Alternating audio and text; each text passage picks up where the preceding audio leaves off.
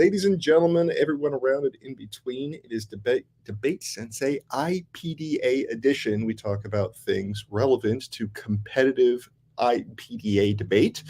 And I have with me my chief banter officer, Tim Seavey. Thank you That's so much. me. Yes. As soon as I can figure out how to spell IPDA or what it means, it's going to be a great time. All right.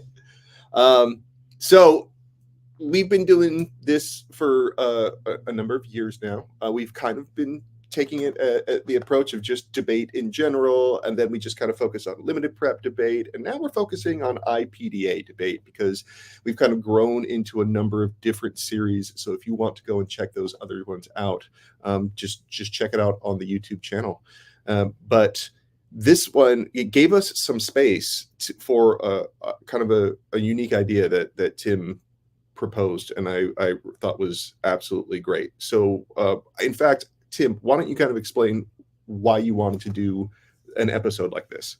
So IPDA actually didn't quite exist when I was competing, and I don't know that it existed when you're competing, but it's now really kind of taken the forensics community by storm. It's like one of the fastest growing events at every championship tournament. They have to like double flight tournaments because it's growing like crazy. So IPDA really has a lot of following and has a lot of interest. So now that you've got great channels for NFALD and NPDA and policy, and now the professional side of Debate Sensei, it makes sense to kind of narrow this one to be IPDA. But I wanted to be sure that we could actually practice really doing the thing. You look at like any martial arts school, and the people that are the furthest out from having actually been a competitor, they tend to get slower. Their stories tend to get bigger. They tend to just aggrandize what they did back when, and lose a little bit of edge from when they actually were competing. So I like the opportunity to get to do some demo practice debate, like an actual spar round where we get to do some debate and people see what it looks like in full speed instead of just theorizing different ideas. All right, excellent. So with that, we're just going to jump right into it. We have a number of topics loaded. We're going to go through the topic strike process. We're going to do it really quick. We, not like one our other episodes. And then what we're going to do is we're going to pause it for our 30-minute prep, and we'll start it right back up and jump right into the debate. We'll have a full IPDA debate in this episode. All right. All right. All right. So. Normally, we would have sides assigned just based on postings, or flip as we've done in the past, coin flip for sides. We've already determined that Jared is going to be on the affirmative. I will be on the negative.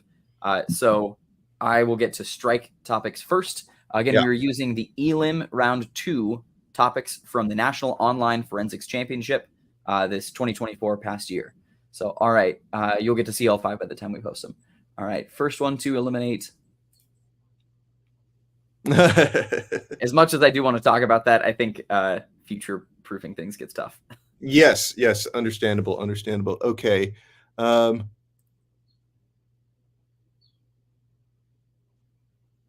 Okay.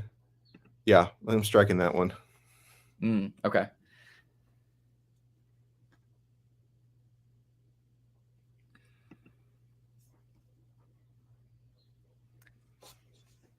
I think this one would actually be really fun, but I actually don't know as much about the differences between the two.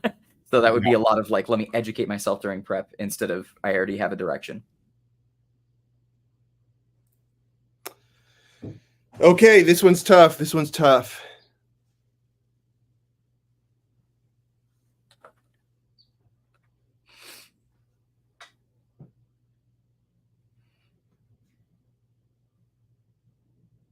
Man, I'm having a tough time with this one. I really like these topics, though, honestly. I think yeah. would have been a good round to Sorry, I don't want to keep people waiting, but this is genuine here. 2 more.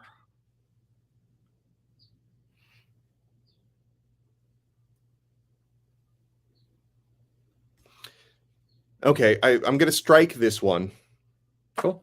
All right, and then we're going to do this one here. Cool.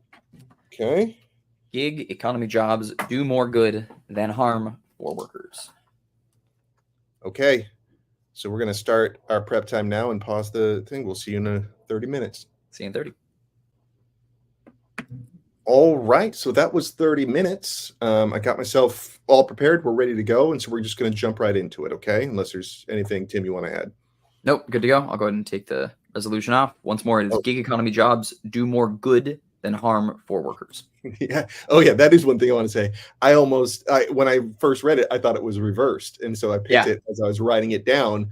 I'm like, oh my God, I'm on the good side, not the harm side. Oh no.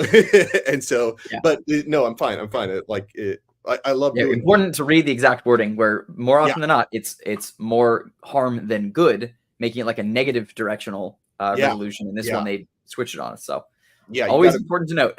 yeah. And I'm glad it happened. I'm glad I remembered to say something too, because like I've been doing it for freaking my 25 years now, and I'm still getting it wrong. All right. Okay. Ready to go? Let's do it.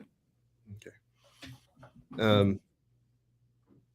I am getting very old. I think everybody knows this. They tell me this all the time. And so I've never had to engage in the gig economy myself. But the more I look at it and the options that it provides people that would traditionally not find a place in, a traditional job market, the more I think that it is providing a benefit overall. So when I was presented and I fully understood the resolution that the gig economy jobs do, not the gig economy jobs do more good than harm for workers, I was I was very interested to see what I would come up with during my research, and I was pleasantly surprised. So here, let's go a little bit into the interpretation. First off, um, so this is a value round, and I think that in this case, looking at those things that amplify human freedom is the value we want to go for. Gig economy jobs. So let's define some terms. Gig economy jobs. I'm not going to go sideways with this. These are just short-term freelance work for specific tasks. Okay, so the a la carte options. I think that one's pretty good. I do want to specify on the word "do" that this means that it is ongoing. So it's like it will continue. It's like it's this ongoing benefit that it is providing and will continue to provide. So future benefits also are fair game for workers. I want to talk about workers as a whole. So I don't want to neglect. He's like, well, it's just good for the people making money. It's like, and neglect any sort of unintended consequences. I want to address those as well. So workers as a whole. And so I think this leads to my thesis or my criterion. Okay. So I intend to prove two things. One, that the people who participate in the gig economy benefit from that participation. And two, that the people who do not participate, that it poses no significant disadvantage and possibly is a benefit as well. So those two things, it is quite a burden I'm taking on, but I think that I can do it. All right. So my first observation is that gig jobs promote autonomy. And I got two major reasons why this I consider this to be. One, income is autonomy. Okay, so just being able to pay for things means you have more options, and therefore any sort of additional money that is coming in is doing that. The second thing I want to point out is that gig economy workers tend to make more than the minimum wage, which is still a incredibly predominant sort of wage that people earn, especially when without the skills or anything involved in it, right? ZipRecruiter says that gig economy workers in California alone are making like $17 on average. The next thing I want to point out about the income is autonomy is that this is often supplemental work. The vast majority of people that are doing gig economy jobs are doing it for supplemental work because they can't get enough hours at the job that they have right now. Oftentimes, employers try to skirt, part-time worker laws or full-time worker laws by suppressing hours in order to do that. All right. And the last thing I'll say on that is it is diversified income. All right. So you are no longer beholden to one source of income. I'm running out of time, so I got to speed up a little bit.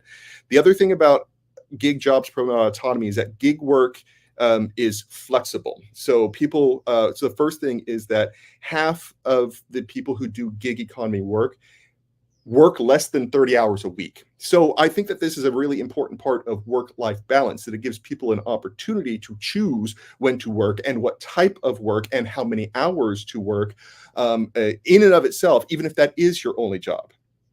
My second major observation, I'm going to speed it up a little bit, is that there is no significant disadvantage to traditional jobs. The first argument I want to make is an argument about presumption. I think in this case that the burden, absent any sort of evidence that this is like replacing jobs or something like that, that the burden's on the neg to show that this is overall costing more people to do that. I think that but secondly, I'd say that this is it actually produces a competitive job market. Now, correlation is not causation, but I checked out the stats, and over the last 10 years, the benefits as a share of total compensation has been going up. Okay, this is according to the Joint Economic Committee in the Senate, as well as, and you look into Indeed over the last 5 years, jobs that advertise benefits have been going up. So even if the argument comes out that there aren't benefits for gig work,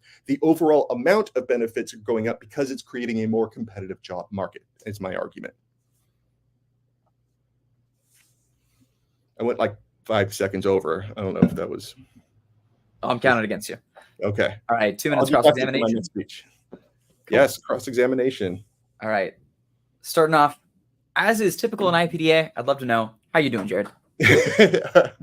Oh, I'm doing all right. It's I got to sleep a little bit more and woke up at 7. So nice. So the first question is related to that last point you just made, saying that the benefits as a share of compensation has been going up. Yeah. And you already said that like correlation is not causation.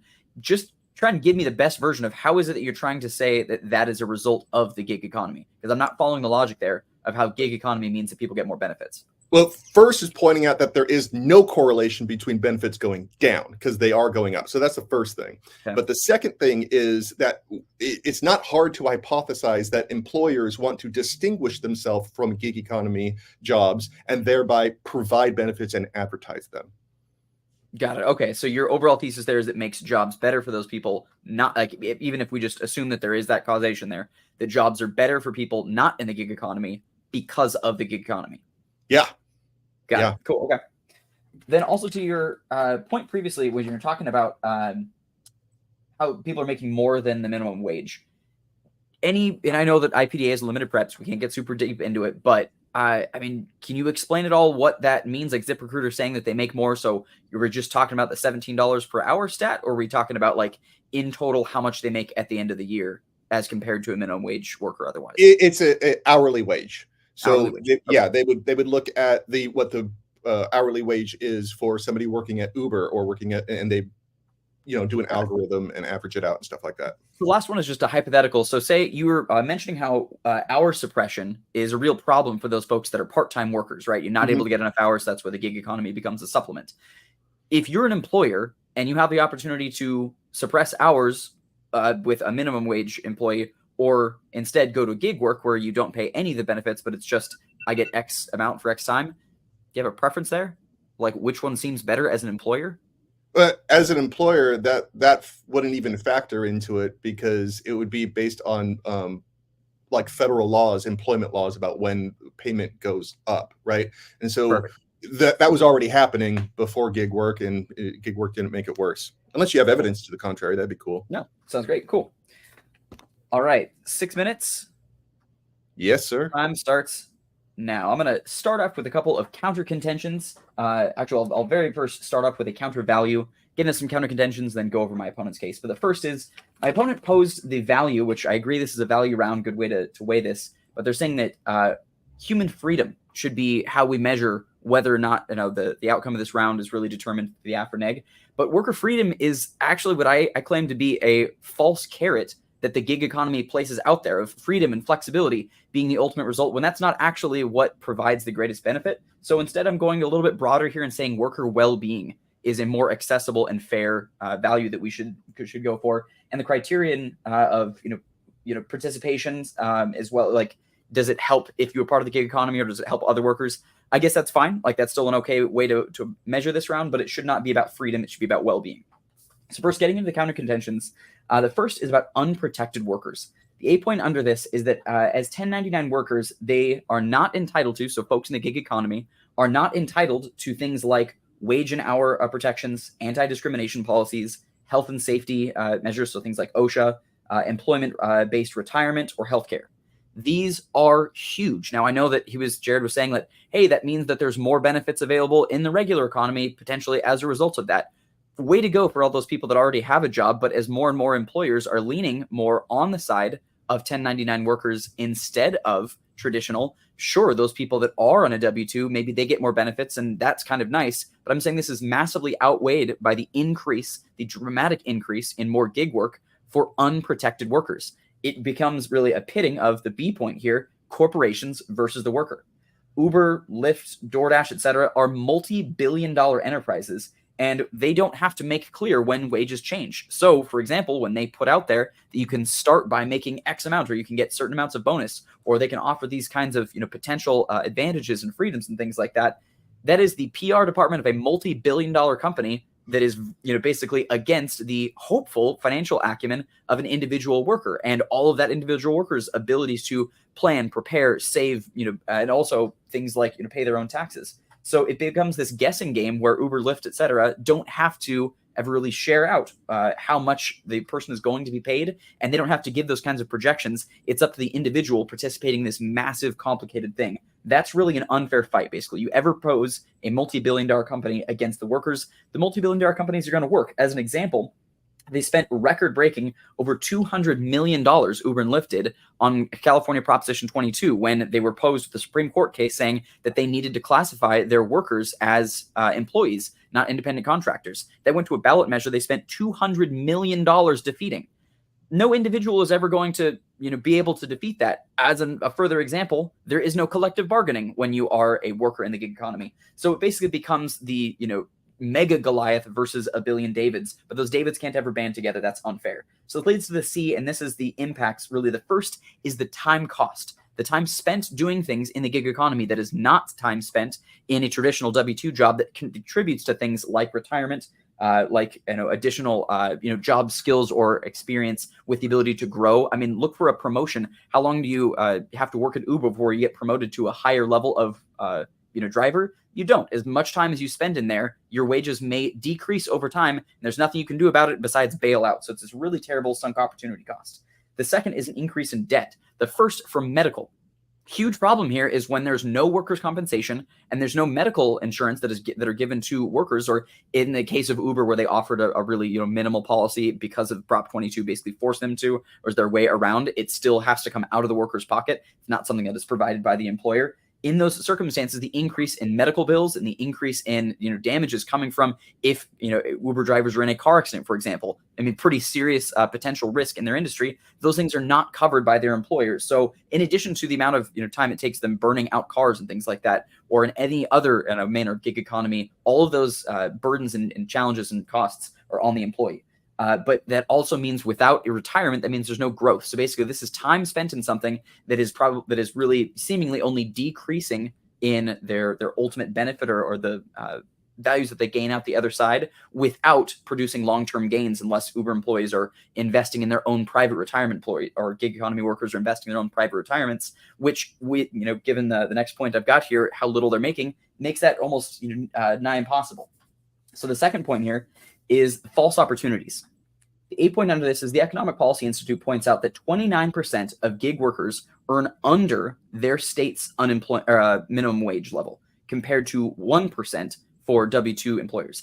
Note, this is a national statistic as opposed to what was previously posed before was in California. ZipRecruiter says that people make $17 an hour, which is better than the national average. That is only localized to California. So I'm talking about gig economy workers across the entire country. 29% of them make less than minimum wage. So that's a huge, downside where they're promised this opportunity of, hey, you can work whenever you want and you can earn as much as you want. All you got to do is just work as much as you want.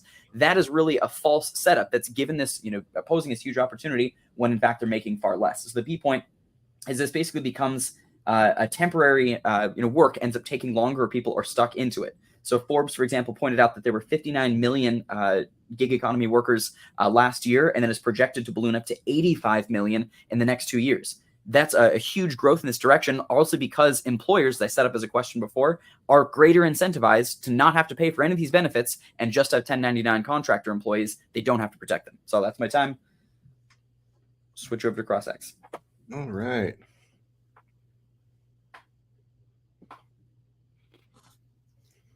All right. Hello, Tim. Howdy. So was your arguments, let's start at the top about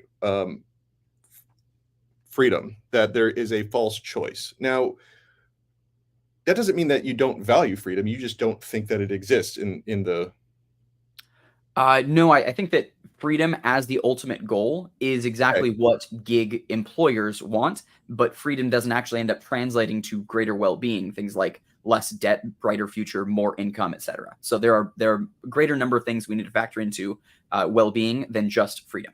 Okay. And who decides what is the worker's well-being? You and I do, so we can use factors such as long-term income, growth opportunities, etc. Okay. All right. The boom. Did you have any response on the jobs promote autonomy, or are we kind of like just using your arguments that because you have a lot of relevant arguments, but was there any direct response to anything? Does ZipRecruiter seem look like it? Yeah. No, it was really only the response to the ZipRecruiter stat saying Yeah. that they make more money, and I responded with the national stat from Economic Policy Institute. But I Economic think Policy I Institute. can even concede, like, sure, workers get more autonomy when they get to choose when to clock in and clock out. Sure, those are real benefits. My Okay. contention is that the costs are way higher. Okay, so the let's talk about your counter factual was in response. Who was your source for the minimum wage argument? Economic Policy Institute. Who's that? They're a research organization that more or less poses across the nation, basically because the Bureau of Labor Statistics can't measure the gig economy. They did a longitudinal study to try and say across various people that are employed at this moment, how are people, how much money are they making? Okay. All right, cool. Thanks. That's all my time. Cool. All right, 3 minutes. Yeah. Starting now. Okay, so I really thought that I was the old one in this round because the reason I say that is that Tim is making arguments for a job market that no longer exists. Okay. And so the question is whether or not the gig economy jobs provide more good than benefit, not whether or not these jobs are better than the ones from 50 years ago. All right. And so does the existence of these jobs provide more benefits to people than disadvantages? And so if all you do is compare them to other jobs that are better, it doesn't mean that makes it better for everyone. So how do we know this? One is the supplemental argument, the supplemental income argument. This one's going to be really critical. For instance, and so I think that the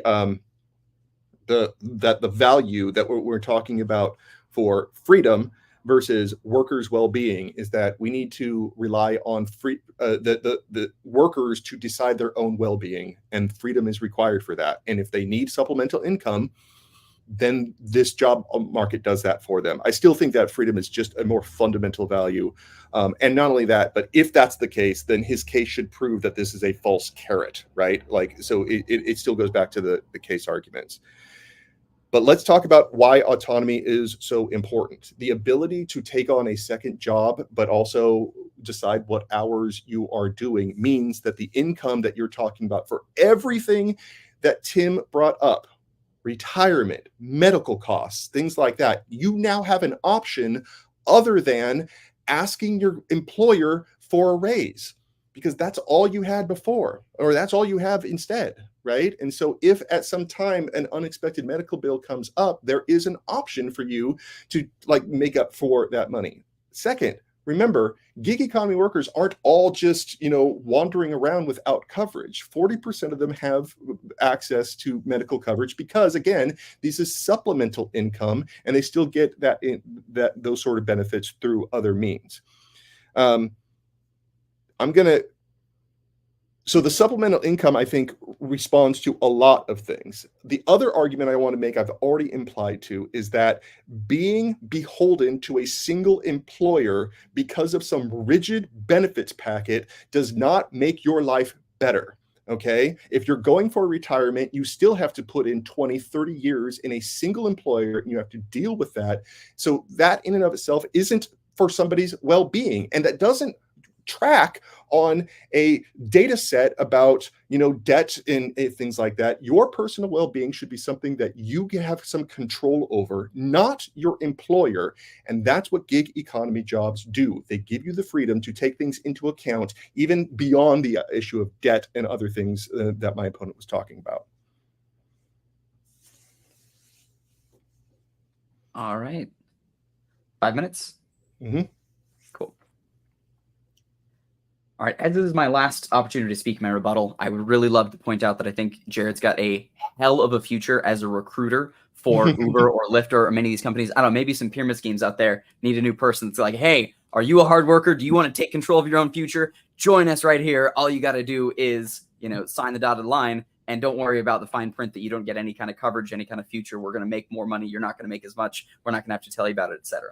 The fine print is where this actually makes it all worse. So when he points out that individuals' ability to define their own future and their own well-being, like that is up to them. Sure, I'm not saying that we should not have this opportunity or that we should not measure.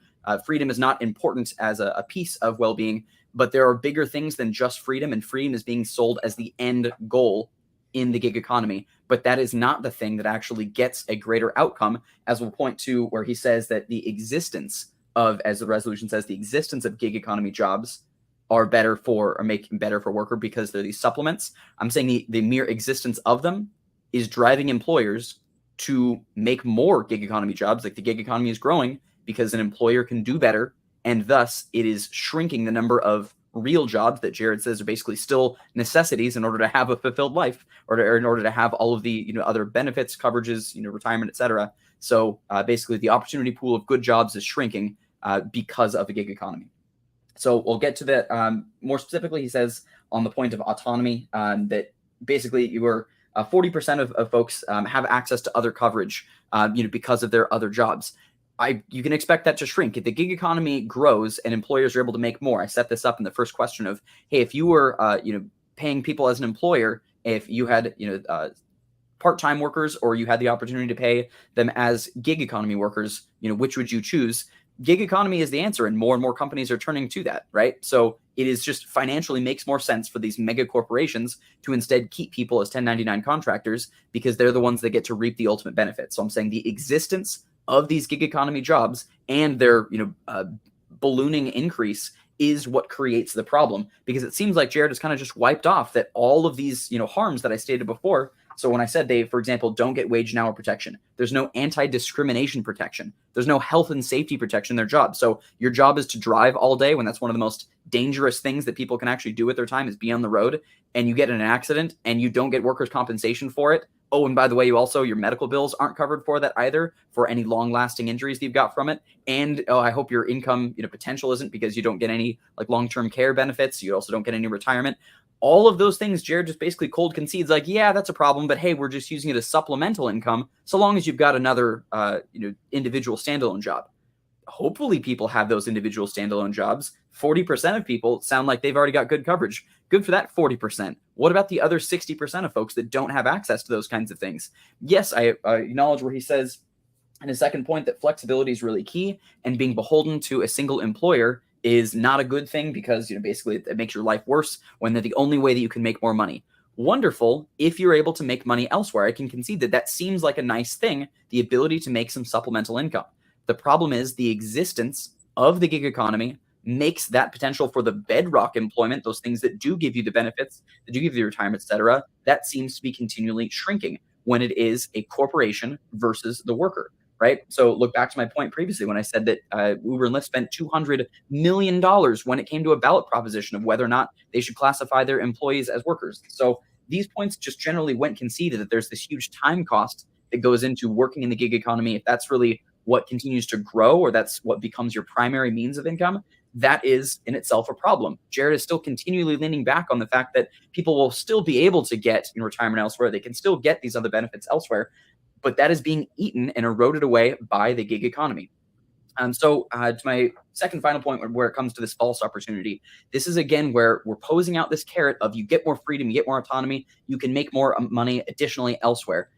this really feels a little used car salesman-y. Like, yes, you can make additional money there. And if you've already got this great, solid job that's giving you benefits, that's giving you, retirement, that's covering your taxes and things, that's nice. But what it ends up boiling down to is this. The primary reason you're voting on the negative side is the gig economy jobs at best give you some supplemental income, but at worst don't have any kinds of protections. They pose you and put you at more risk. There's no discrimination protection. There's no health safety. There's no retirement. There's no medical options. So there's no real other benefit given to them. But their mere existence erodes the potential to get those traditional jobs that Jared still relies on in order to fulfill the ultimate worker well-being or freedom or whatever you want to call it. But in order to really give workers a better life, the gig economy is eroding that away.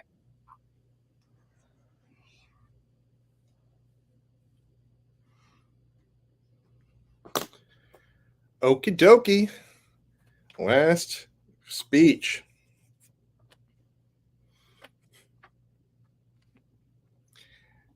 In the very beginning of my first speech, I said I was going to prove two things. One, that the gig economy is good for people who participate in it.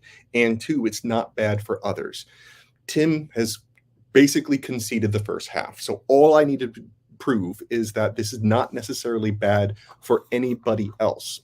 And the debate is mine. Okay. So let me just put a nail in the first coffin. All right. Which is that it's good for people participating in it. He said, yeah, supplemental income is good. And he